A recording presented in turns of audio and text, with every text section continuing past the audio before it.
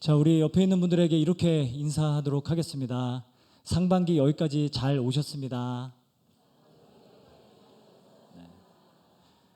여러분 고생하셨습니다. 한 번 더 인사하도록 하겠습니다. 네, 고생하셨습니다.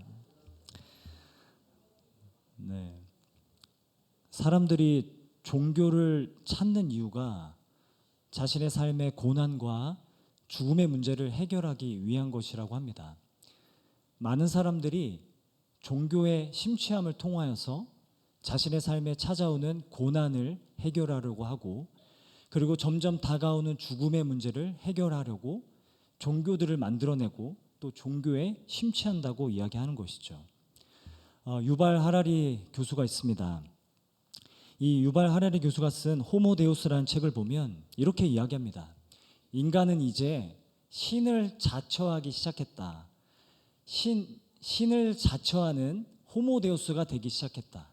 이제 인간은 과학의 힘을 빌려서 이전에 종교가 했던 것을 이제는 과학이 대체하여서 사람들은 과학의 힘을 통하여 영생에 도전하려고 한다. 이렇게 얘기를 했어요.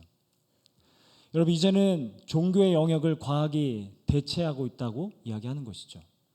그런데 유발 하라리 교수가 이렇게 또 얘기합니다.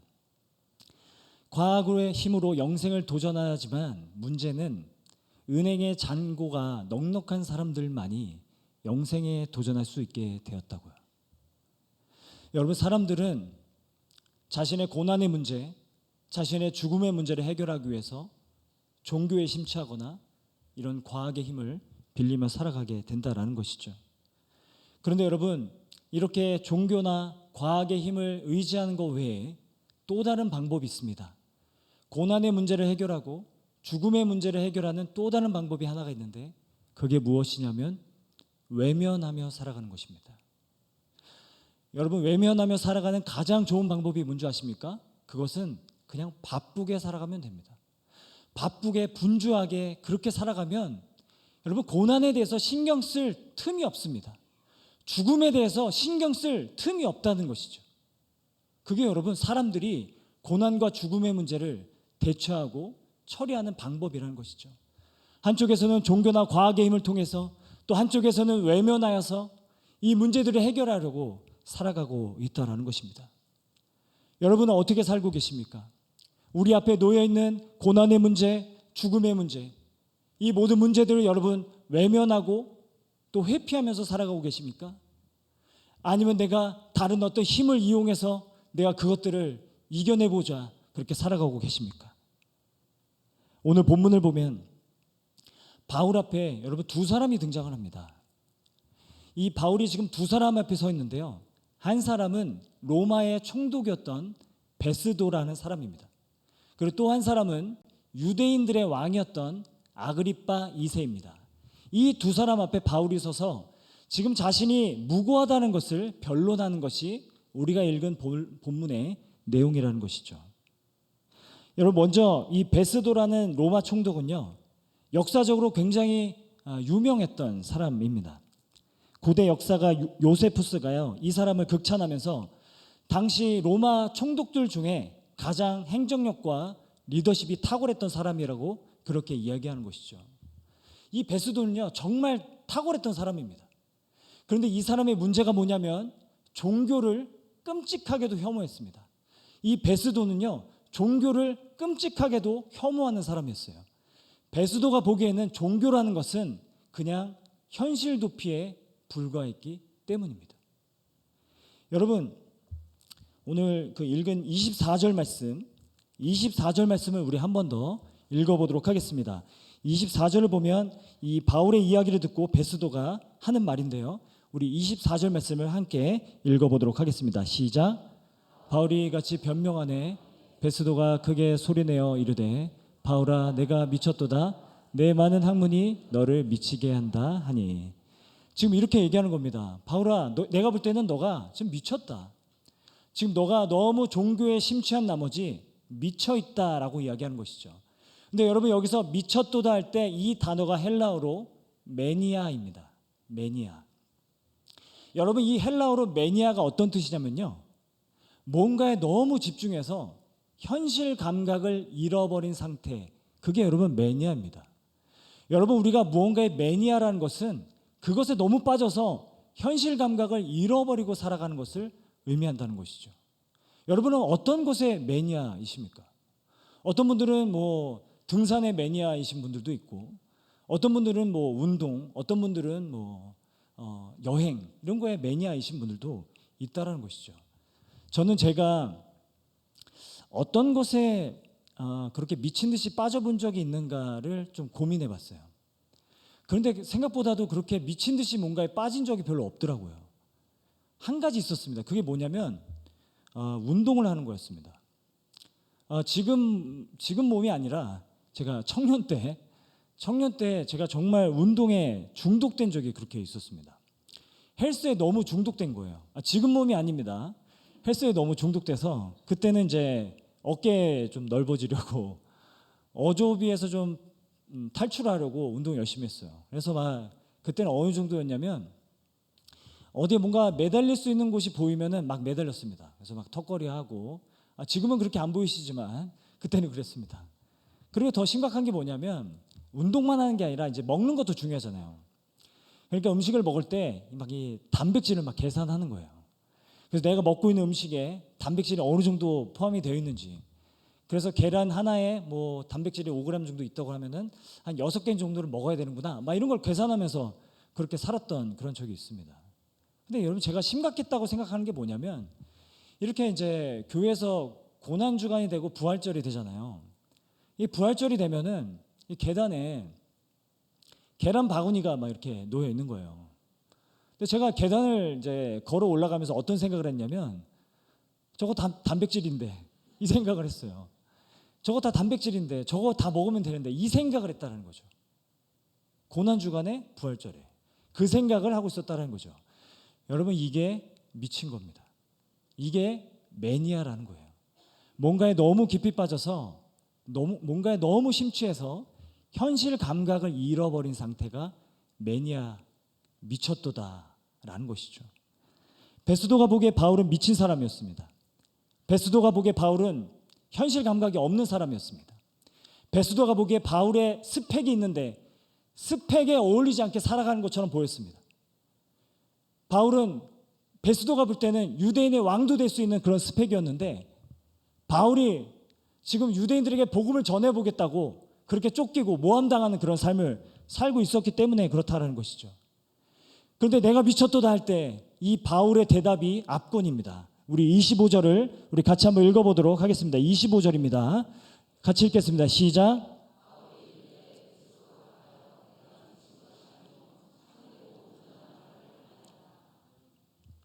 미친 것이 아니오 참되고 온전한 말을 합니다 라고 이야기하는데요, 이게 평이한 대답처럼 보이지만 이런 뜻입니다. 나는 언제나 진리를 말하고 그리고 온전한 정신으로 살아가려고 하고 있습니다, 이런 뜻입니다. 바울이 지금 대답하는 게 무엇이냐면, 나는 현실을 도피하기 위해서 예수 그리스도를 믿는 것이 아니라 오히려 현실을 직면하기 위해서 예수 그리스도를 믿는 것입니다 라고 말하고 있다는 것이죠. 여러분, 기독교는요 현실을 도피하기 위한 종교가 아닙니다. 여러분, 우리가 이렇게 예배하는 것도 내 삶의 문제는 산더미처럼 너무 많아 있는데 그것을 내가 외면하고 나와서 현실 도피하기 위해서 예배드리는 것이 아니라 이 예배를 통해서 하나님의 은혜를 받고 다시 내가 내 삶의 산적한 문제 가운데로 직면하기 위해서 우리는 예배하는 줄을 믿습니다. 여러분, 기독교는 현실 도피를 위한 종교가 아니라 오히려 현실을 가장 온 정신으로 직면하기 위한 종교라는 것을 바울이 지금 말하고 있다는 거예요. 최근 통계에 따르면요, 가나안 성도가 코로나 이후로 200만 명 정도 된다고 추산합니다. 여러분, 그 중에 청년들의 비율이 한 60만 명 정도가 된다고 이야기를 해요. 근데 이 가나안 이 청년이 어떤 의미냐면, 신앙에 대해서 관심은 있지만 교회에 나오고 있지 않은 그런 청년들이 지금 60만 명 정도 된다, 이렇게 이야기하는 것이죠. 그래서 이제 그 통계 자료를 따르면 이 청년들이 왜 교회에 오고 있지 않은가, 교회에 대해서 어떤 불만을 갖고 있는가, 어떤 아쉬움을 갖고 있는가를 조사해 봤더니 그 중에 이런 대답이 있었습니다. 교회는 신앙에 대한 회의감을 인정해 주지 않는다. 그러니까 합리적으로 더 생각해 보고 싶고 내 삶의 문제에 대해서 말씀을 통해 내가 합리적으로 생각하고 직면할 수 있는 그런 힘을 좀 얻고 싶은데 그런 신앙에 대한 합리성을 인정해 주지 않는 것 같다. 이렇게 대답을 하고 있다는 거예요. 다시 말씀드리면 이런 겁니다. 그냥 하나님만 믿으면 돼. 무조건 믿으면 돼. 무조건 믿으면 다 이루어져. 이렇게 말하고 이렇게 강조하는 것이 마치 현실 도피처럼 보이는 그런 시대를 우리가 살아가고 있다는 것이죠. 여러분, 오늘 본문에서 총독 베스도는요, 자신은 되게 현실적인 사람이고 바울은 굉장히 비현실적인 사람이라고 지금 생각하고 있었습니다. 그런데 여러분, 정작 비현실적으로 살아가는 사람은 베스도였어요. 여러분, 왜 베스도 총독이 비현실적으로 살아가는 사람이었냐면 베스도 총독은 자기가 보고 싶은 대로만 보며 살아가고 있었기 때문에 그렇습니다. 그가 총독이 되기 위해서, 출세하고 성공하기 위해서 자기가 보고 싶은 사람들만 보면서 살아왔습니다. 자기 출세에 도움이 되는 사람들만 보면서 걸어왔고, 자기의 성공을 위해서 위만 바라보면서 앞만 보면서 살아왔지만 옆을 바라보지 않고 아래를 바라보지 않고 살아왔기 때문에 베스도야말로 가장 현실 감각이 없는 비현실적으로 살아가는 사람이었다라는 것이죠. 자기가 보고 싶은 곳만 보며 살아가는 삶, 그것이 베스도의 삶이었다는 거예요. 그런데 여러분, 바울은요, 현실을 외면하지 않습니다. 바울은 유대 왕뿐만 아니라 로마 총독뿐만 아니라 어떤 사람도 관심을 갖지 않는 사람들, 가난한 자들, 그리고 외면당한 자들, 심지어 자신을 시기하고 자기를 모함하는 유대인들까지도 어떻게든 품으면서 살아가려고 했다는 것이죠. 여러분, 어느 쪽이 더 현실적으로 살아가는 사람입니까? 어느 쪽이 더 현실 감각을 가지고 현실을 외면하지 않고 직면하면서 살아가는 삶의 모습입니까? 바울의 모습이 그렇다고 성경이 말하고 있다는 것이죠. 여러분, 우리가 혹시 그렇게 살아가고 있지 않습니까? 베스도처럼 내가 보고 싶은 대로만 보면서 살아가는 삶, 내가 바라보고 싶은 것만 바라보며 살아가는 삶, 그런 삶이지 않습니까? 여러분, 개그맨 중에 이 김태균이라는 개그맨이 있습니다. 이 컬투쇼로 이제 유명한 개그맨인데요. 이분이 이제 그런 얘기를 해요. 자기가 컬투쇼 때문에 이제 한참 막 주가가 올라가고 많은 인기를 누리고 있을 때 일인데, 자기가 너무 갑자기 유명해지다 보니까 성공에 너무 집착하며 살았대요. 그래서 라디오 녹화가 끝나도 집에 가지 않고 계속 이제 책상에 앉아서 내가 어떻게 하면 더 출세하고 어떻게 하면 성공할 수 있을까를 계속 그렇게 고민하면서 그렇게 보냈대요. 그러다가 어느 날 집에 어쩌다가 일찍 한번 들어가게 되었대요. 그래서 저녁 전에 일찍 집에 한번 딱 들어가게 되었는데, 문을 열고 딱 들어가니까 이 어린 아이들이 이렇게 나오면서, 애기들이 나오면서 뭐라고 그러냐면 김태균이다 그랬대요. 아빠라고 부르지 않고 자기를 김태균이라고 불렀다는 거예요. 그래서 이 김태균이 충격을 먹은 거예요. 내가 지금 뭘 바라보며 살아가고 있지? 내가 지금 뭐만 바라보며 살아가고 있지? 내가 외면하고 살아가는 게 왜 이렇게 많지? 내가 돌보지 못하며 살아가는 게 왜 이렇게 많지? 그렇게 깨달았다는 얘기를 제가 들은 적이 있습니다. 그래서 저 자신을 좀 돌아봤죠. 저는 그런 적이 있었는가? 오래전에 제가 이제 바쁘게 막 여름 사역 막 이런 것 때문에 막 분주하게 그렇게 시간을 보내고 밤에 이제 집에 들어가는데, 집 가는 그 길에서 어린 아이들이 저쪽에서 막 뛰어오는 거예요. 이 시간에 왜 애들이 저렇게 뛰어다니지라고 생각을 했어요. 근데 그 중에 한 아이가 저랑 눈이 마주치더니 이순행 목사님이다 그렇게 얘기하는 거예요. 자세히 가서 보니까 저희 집 아이들이었어요. 그때 제가 느낀 게 비슷한 감정입니다. 우리가 어느 때는 우리가 보고 싶은 것만 보며 살아갈 때가 있어요. 우리가 너무 중요하다 여기는 것만, 그것만 바라보며 살아가기 때문에 놓치고 외면하고 회피하는 것들이 우리 인생 가운데 참 많다는 것이죠. 여러분, 베스도처럼 내가 보고 싶은 현실만 바라보며 살아가고 있습니까? 아니면 하나님의 은혜로 말미암아 바울처럼 현실을 외면하지 않고 현실을 직면하며 살아가기를 원하십니까? 여러분, 이 시간 우리가 함께 예배하며 나아가는 이 시간, 하나님께서 우리에게 은혜를 주셔서 우리가 우리의 현실을 직면할 수 있는 용기가 부어지기를 간절히 축복합니다. 베스도와 반대로 아그리빠 왕 2세가 등장합니다. 여러분, 아그리빠 2세는요 어떤 사람이었냐면 베스도와 달리 굉장히 종교적인 사람이었습니다. 여러분, 이 아그리빠 2세는요 유대인의 왕이 되기 위해서 유대교에 굉장히 심취했던 사람이에요. 그러니까 이 사람은 유대인들의 환심을 사고 인정받기 위해서 유대교에 심취해 있었던 거죠. 그런데 자신이 지금까지 걸어오면서 지었던 죄악들, 추악한 일들, 이런 죄책감, 정죄감, 이런 것들이 있는데 이거를 내가 외면하고 이거를 내가 해결해 보고자 유대교에 심취한 채 살아왔던 사람이 아그리빠였어요. 정말 종교적인 사람인데 자신의 죄책감, 자신의 정죄감을 덮어보려고 종교에 심취해 살아간 사람이 아그리빠였습니다. 근데 여러분, 바울이 아그리빠에게 하는 그 말이 있습니다. 여러분, 29절인데요 29절 말씀을 우리 한 번 더 읽어보도록 하겠습니다. 29절입니다. 시작.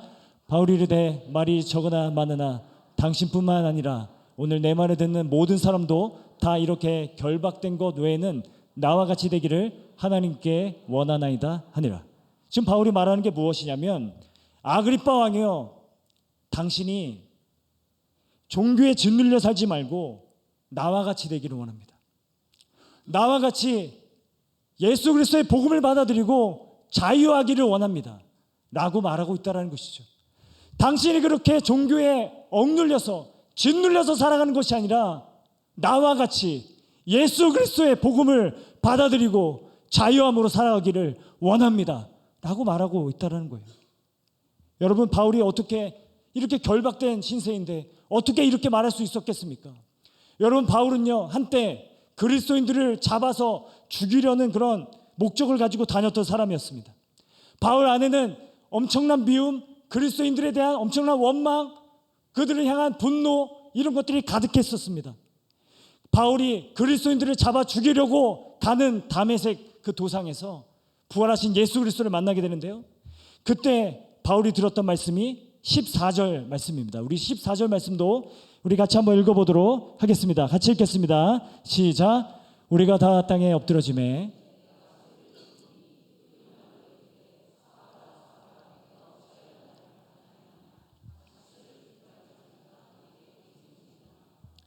지금 뭐라고 지금 들립니까? 사울아 사울아 내가 어찌 나를 박해하느냐. 지금 바울은 그리스도인들을 박해하러 가는데 예수님은 그 그리스도인들이 곧 자기 자신이라고 말씀하십니다. 그리고 예수께서 바울에게 뭐라고 말씀하십니까? 가시채를 뒷발질하기가 내게 고생이니라. 여러분, 이 말이 무슨 의미냐면요, 가시채는 당시에 소가 밭을 갈 때 뒷걸음질 치지 못하기 위해서 뒤에 뾰족한 나무를 이렇게 대놓은 것이 가시채였습니다. 근데 소가 괜히 뒷걸음질 치면서 그 뾰족한 가시에 자기의 다리를 계속 부딪히면서 그렇게 스스로 아파하는 것, 그게 가시채를 뒷발질하기예요. 지금 예수님께서 바울에게 무엇을 말씀하시는 거냐면, 너는 너 자신을 너무 가혹하게 여기고 있다라는 뜻입니다. 바울아, 너는 너 자신을 너무 가혹하게 여기고 있다라는 뜻입니다. 지금 예수님은요, 바울이 지금 그리스도인들을 미워하고 그리스도인들을 잡아 죽이려고 가는 그 길 가운데 있는데 그 바울을 걱정해주고 있는 거예요. 그때 바울이 깨닫습니다. 자기를 그처럼 긍휼히 여기고 자기를 그처럼 용납해 주시는 예수 그리스도의 사랑으로 말미암아 바울이 자유함을 누리게 된다라는 것이죠.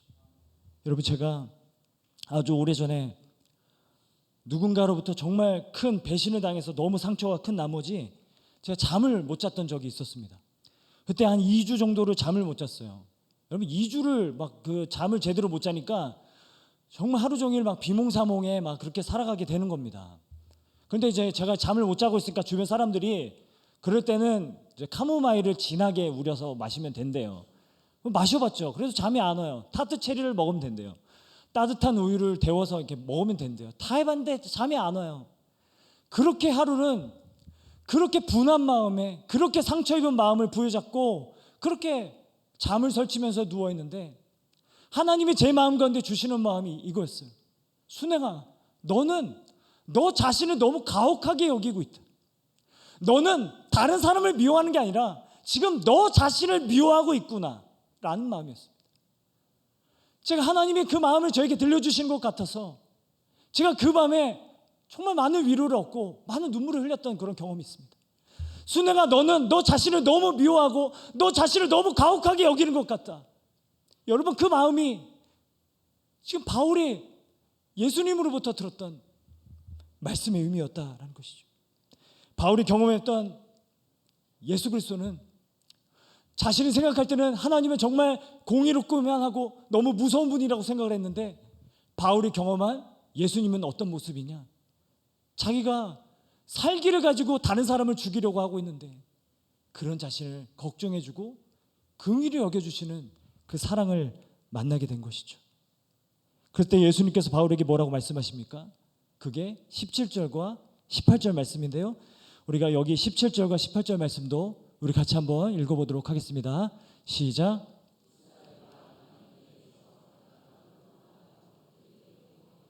그 눈을 뜨게 하며 어둠에서 빛으로 사탄의 권세에서 하나님께로 돌아오게 하고 죄의 사함과 나를 믿어 무리 가운데서 기업을 얻게 하리라 하더이다.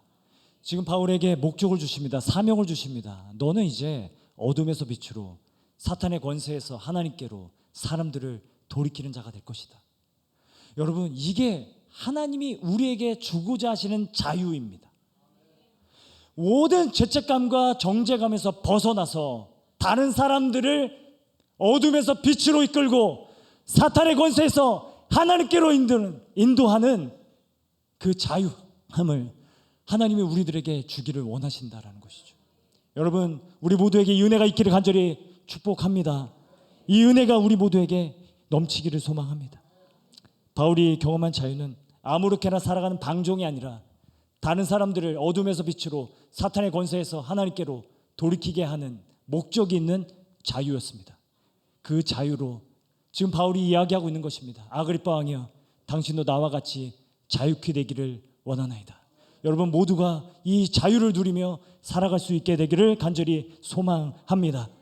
나를 죽기까지 사랑하신 예수 그리스도의 사랑, 그 사랑으로 말미암아 우리가 자유케 되어져서 다른 사람들을 어둠에서 빛으로 사탄의 권세에서 하나님께로 돌이키는 그런 삶, 그런 자유함이 있는 삶, 그런 삶을 살아가는 우리 모두가 되기를 간절히 축복합니다. 여러분, 이사야서 25장 8절 말씀이 있습니다.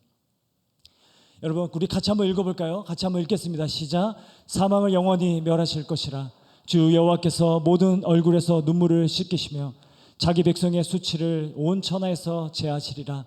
여호와께서 이같이 말씀하셨느니라. 하나님께서 약속하십니다. 내가 모든 사망을 영원히 멸하여 버리겠다. 여러분, 모든 사망을 영원히 멸하여 버리겠다, 이 말씀의 의미는요, 이제 죽지 않을 것이다 이런 의미가 아닙니다. 여러분, 사망을 영원히 멸하여 버리겠다 이 말의 의미는 내가 이제 죽음과 사망으로 인한 모든 수치와 아픔과 고통과 상처들을 무효화시켜 버리겠다, 그런 의미라는 것이죠. 여러분, 이 말씀의 의미에 대해서 제가 팀 켈러 목사님이 한 얘기를 제가 좀 떠올렸는데요, 팀 켈러 목사님이 이런 간증을 한 적이 있습니다. 자기는 자기 아내가 죽는 꿈을 여러 번 꾸었다라고 이야기하는 거예요. 그러면서 자기 아내가 죽는 꿈을 꾸을 때마다 꿈속에서 한참을 막 고통스러워했답니다. 어떻게 이런 일이 일어날 수 있지?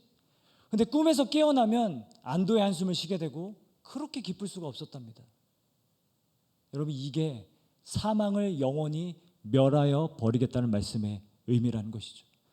하나님께서, 여러분, 우리가 죽음으로 인해서, 누군가의 죽음으로 인해서, 우리에게 다가오는 죽음으로 인해서 우리가 받는 아픔과 상처와 두려움들이 있습니다.